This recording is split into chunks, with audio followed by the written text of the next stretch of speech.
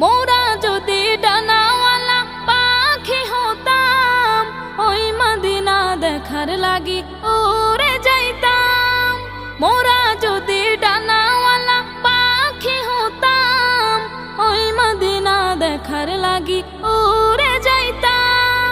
হৃদয় জুড়ে দেখতাম আমি নয়ন ভরে, দু জাহানের বাদশা নবী কামলিওয়ালা রে, দু জাহানের বাদশা নবী কামলিওয়ালা রে।